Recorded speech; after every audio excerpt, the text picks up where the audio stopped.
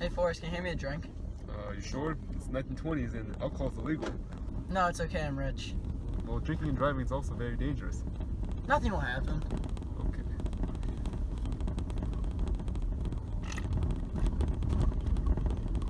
Hits the spot. I love illegal alcohol. Yeah, don't you just love being rich? Love it. Hey, watch out! What?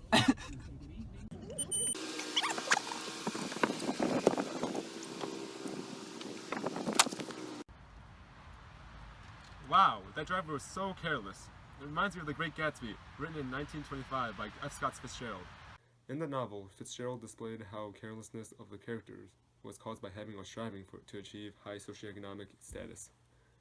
An example of this is when Daisy's careless actions led to Gatsby's death.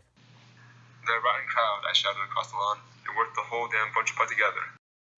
Nick says this on Gatsby's deathbed, and it shows that Daisy and Tom had little regard for others, leading to Nick to believe that they're a rotten crowd. They also thought that they could do whatever they wanted because of the wealth, and did not even take responsibility for Gatsby or Myrtle's death.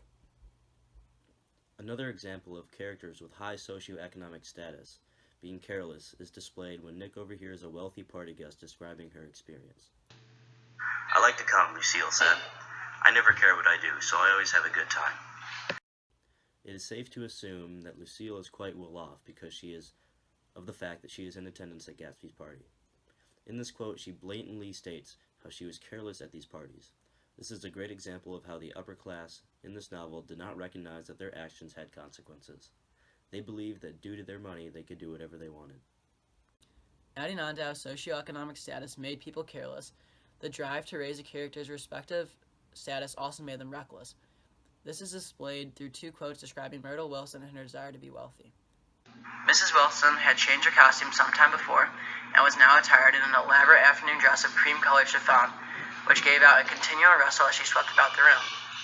This quote showed her desire to be wealthy, and it is symbolized by her costume and its respective cream color.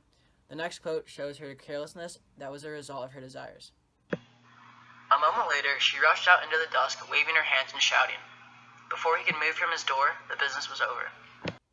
Myrtle believed that Tom, her ticket to a new wealthy life, was driving the car, but in fact, Tom was not driving the car, and the driver, Daisy, continued driving and hit Myrtle, killing her on the spot. This shows carelessness because Myrtle's wish to be wealthy clouded her judgment, causing her to run out into traffic and die.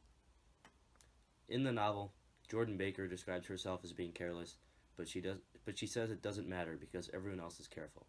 She claims that being a careless person is only bad when you come into contact with another careless person. "You said a bad driver was only safe until she met another bad driver? Well, I met another bad driver, didn't I?" Since the wealthy living on East and West Egg are all careless, Jordan realizes how her actions can have consequences. At the start of this video, we witnessed a very tragic car crash in which a very unlucky pedestrian was hit by an oncoming vehicle and killed on impact.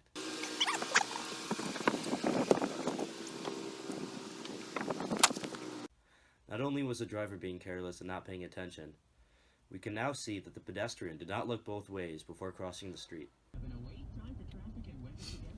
Hey, watch out! What? Watch out!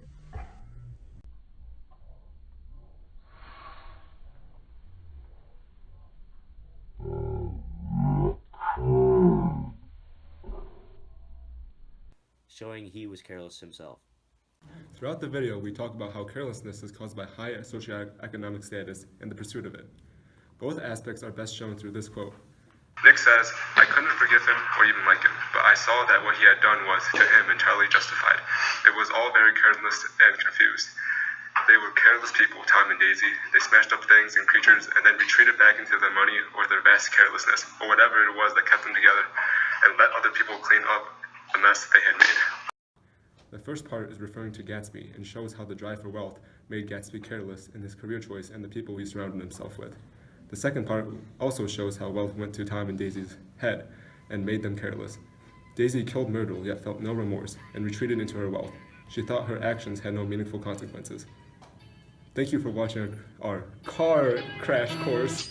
I am the one your son don't need a gun.